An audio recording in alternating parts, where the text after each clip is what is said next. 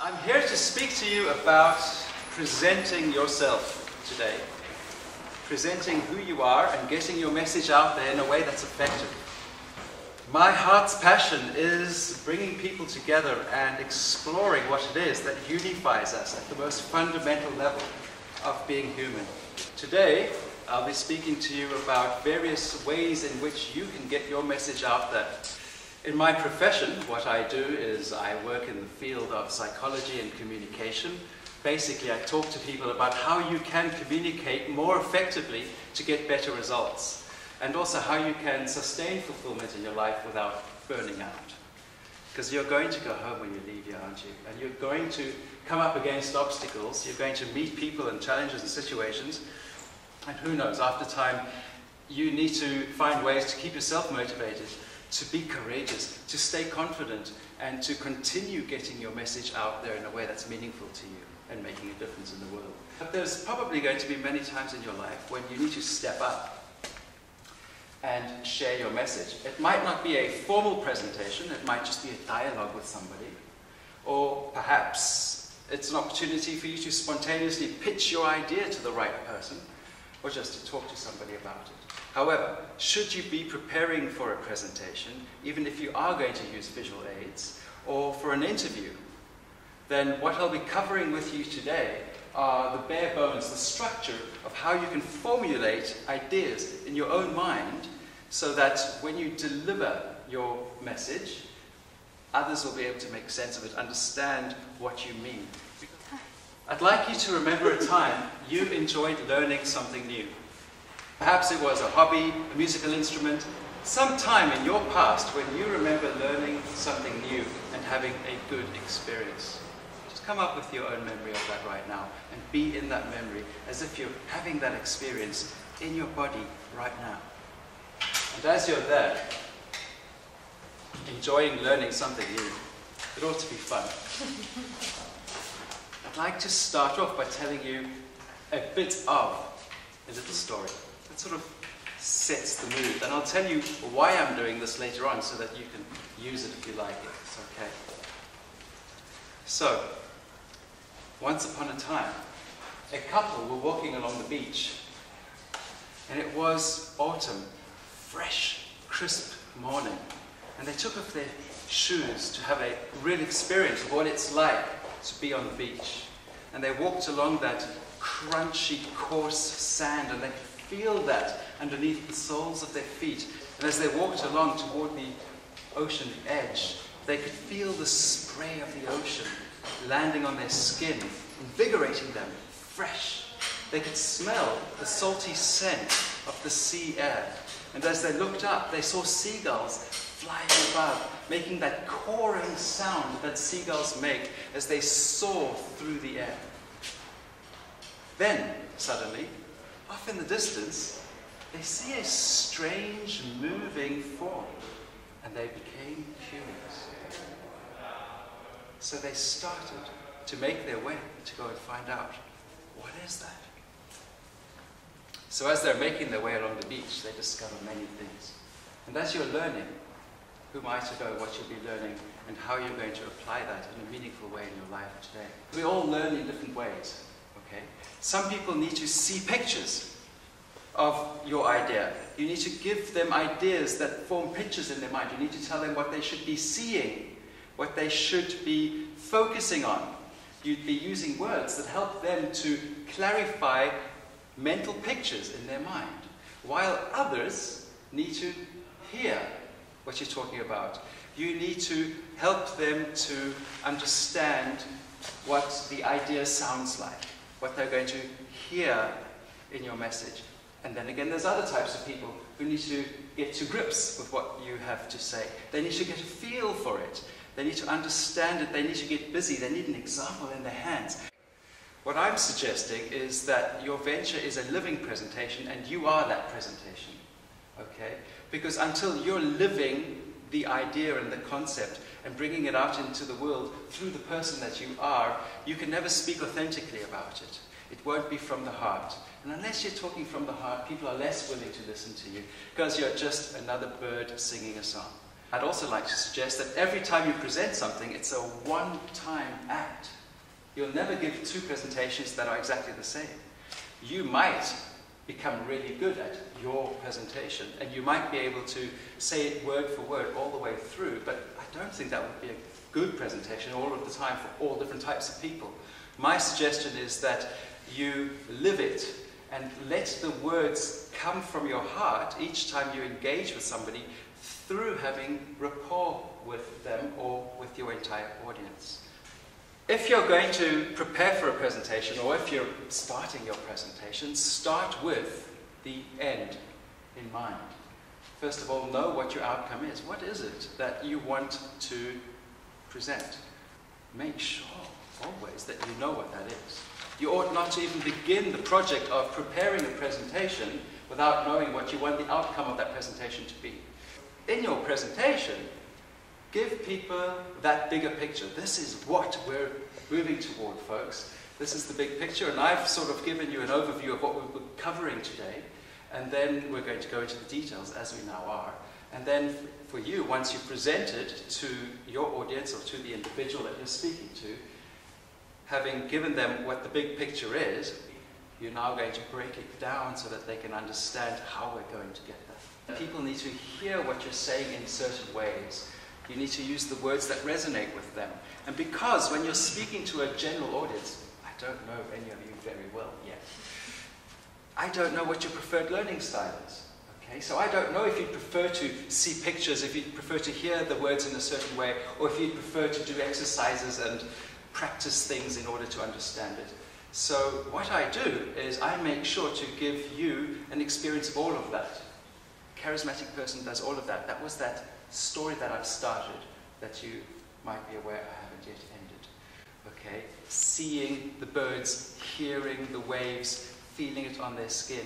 I've used all the sense modalities to hopefully draw your interest in on the topic. Okay?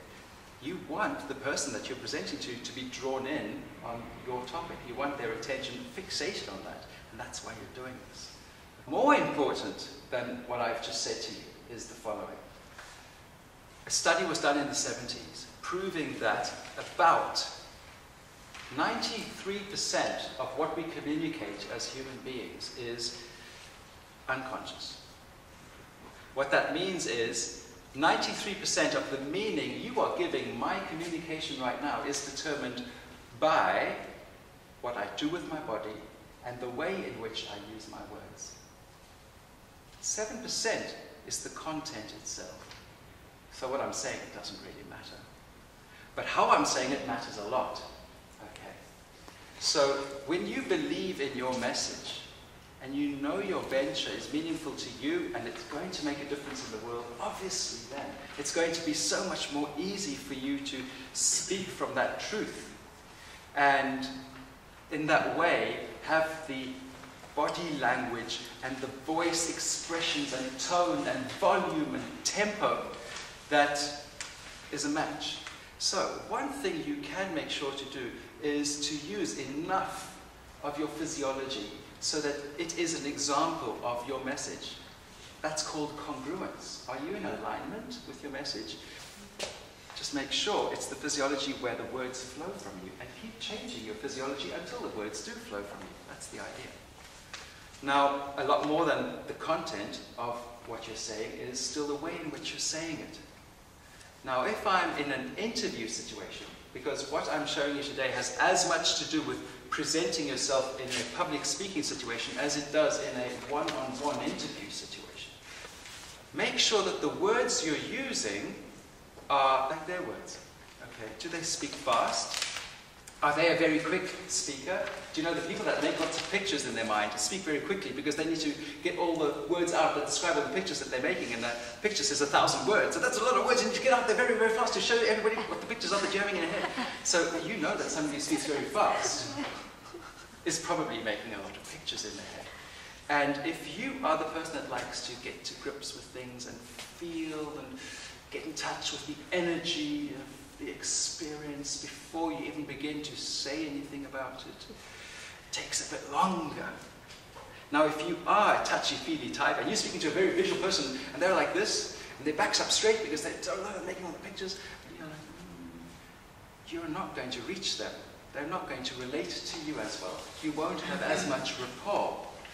And your message will not strike a chord with them as well as if you were as the touchy-feely person.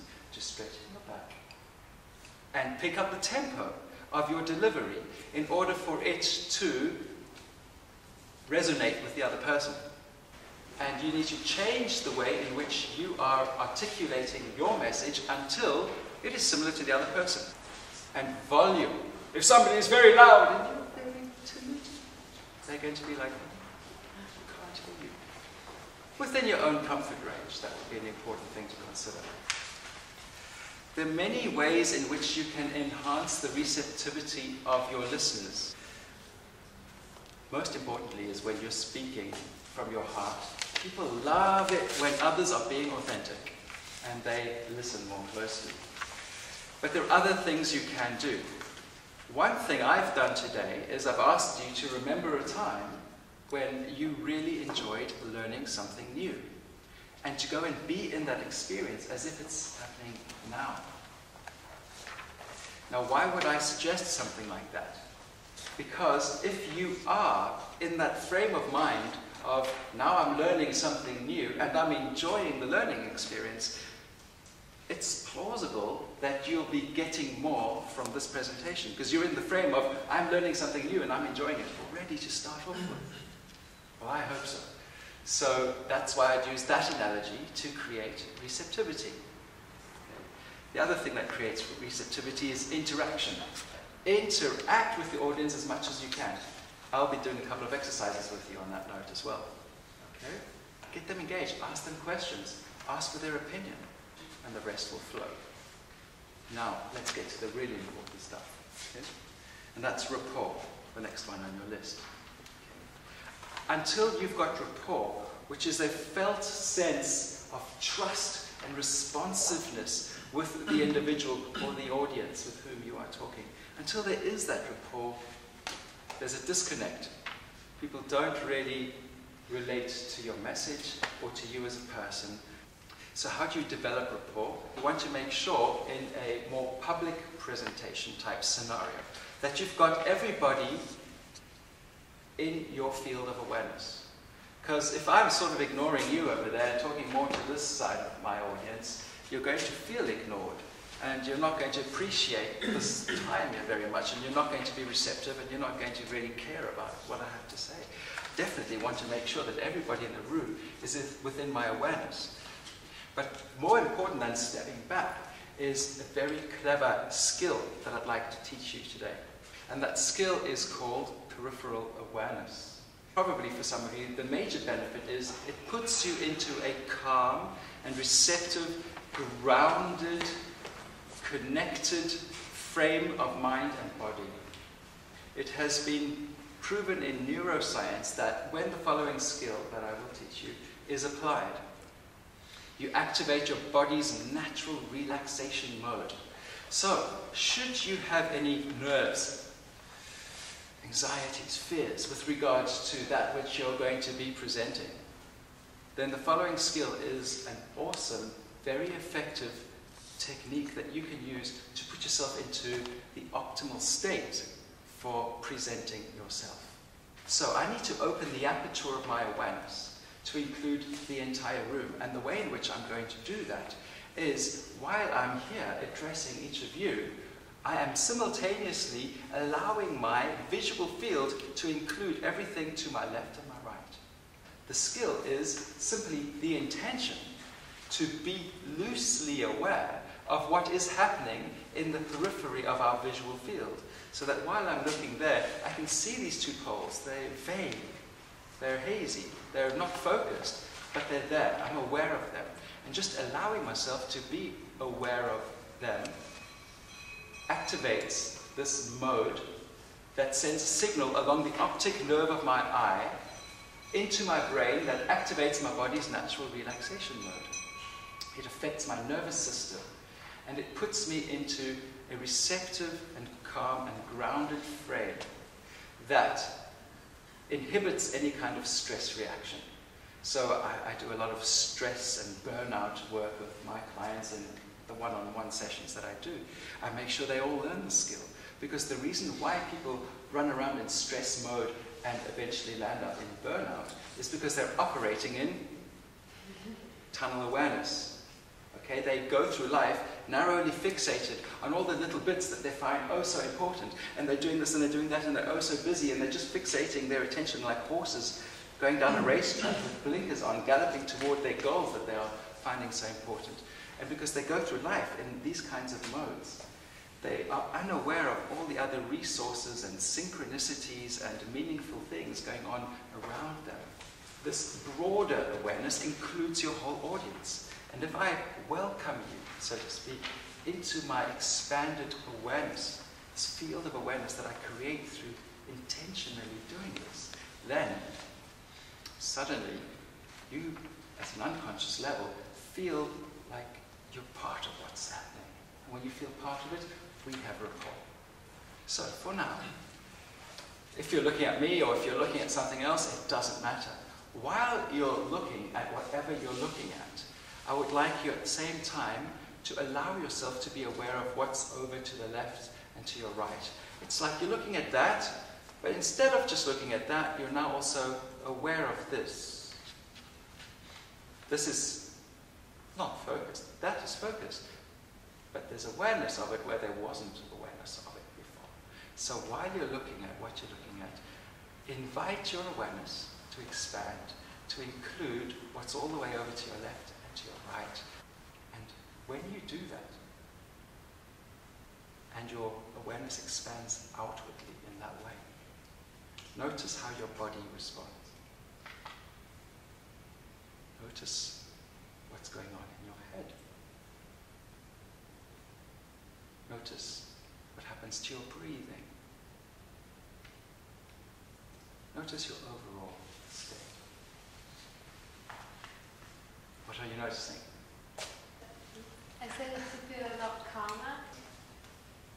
It felt open. Like Oh. you kind of feel like a circle. Even if you can't see what's behind you, you can sense. Right, you're already doing an advanced application of it, but I wasn't even going to introduce you. Good.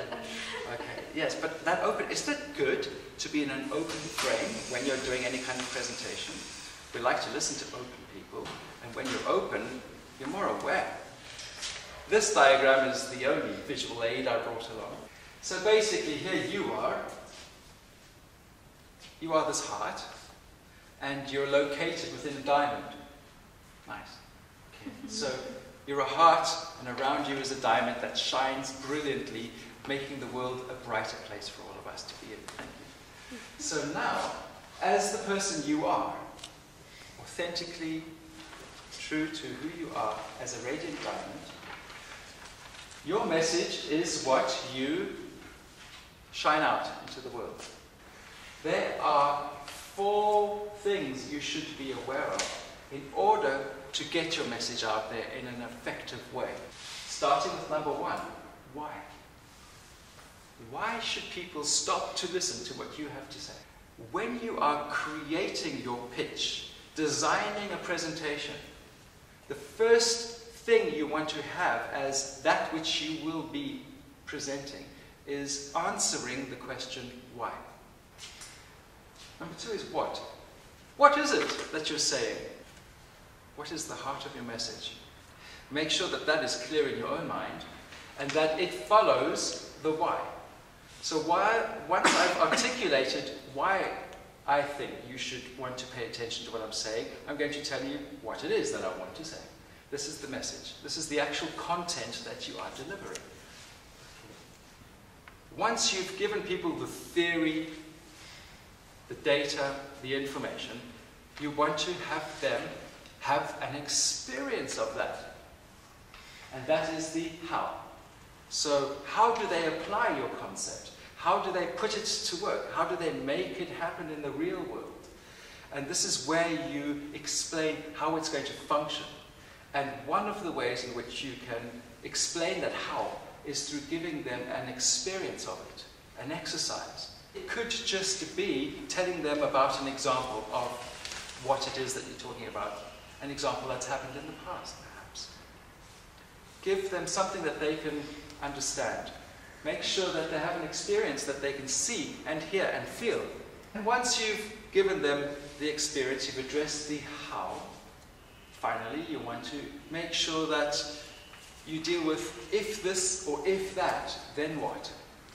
So if things don't go to plan, how are we going to deal with that? So the final thing is if. This final thing is also the opportunity for you, after having given your audience an experience, to say, how did that go? What are your questions?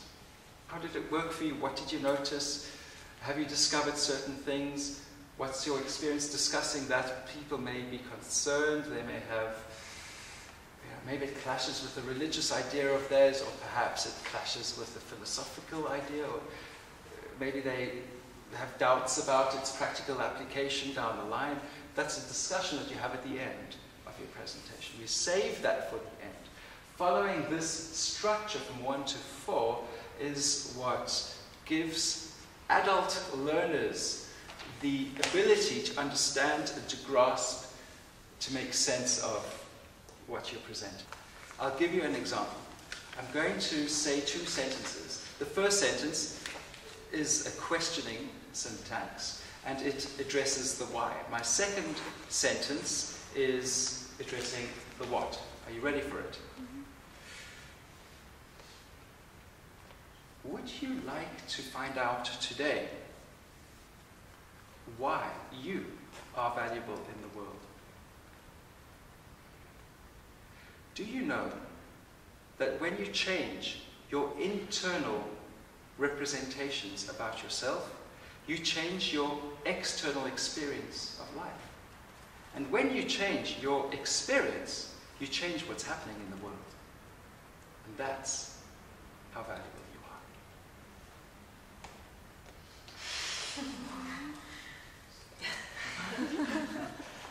are. All you need to add to that is an experience that your listener can understand, so that they can remember what you had to say. Because when they start to try it on and get an exercise or an example from you, then it becomes tangible and memorable for them. Then all that's left is the call to action at the end. Okay? That's if this or if that, then what? And of course, if it's a pitch, then the if represents the call to action.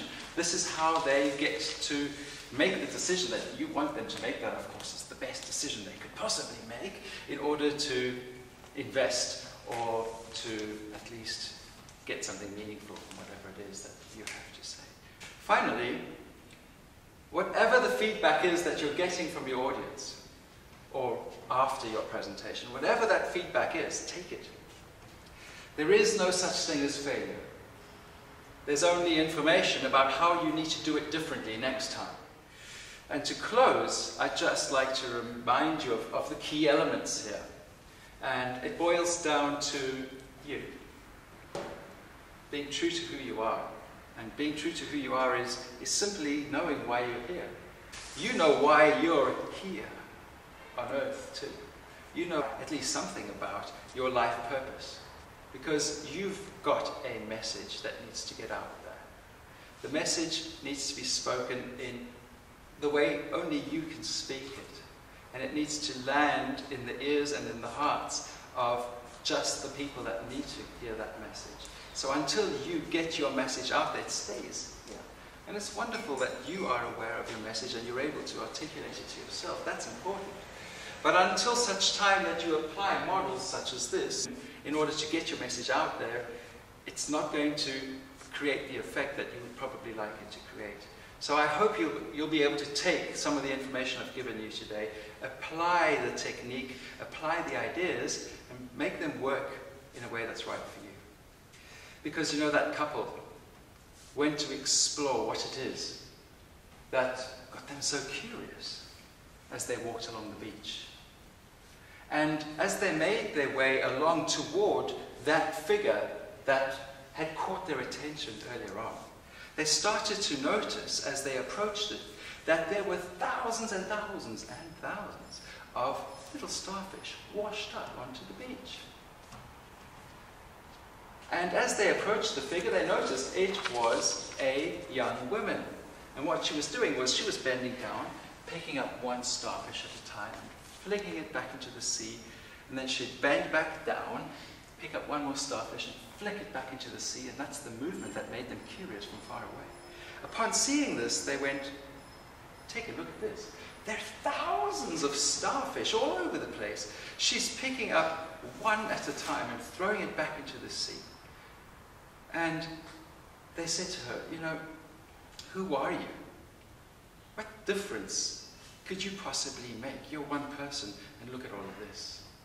Upon which she promptly bent down, picked up another starfish, flicked it back into the sea, and then she turned to them and she said, it made a difference to that one.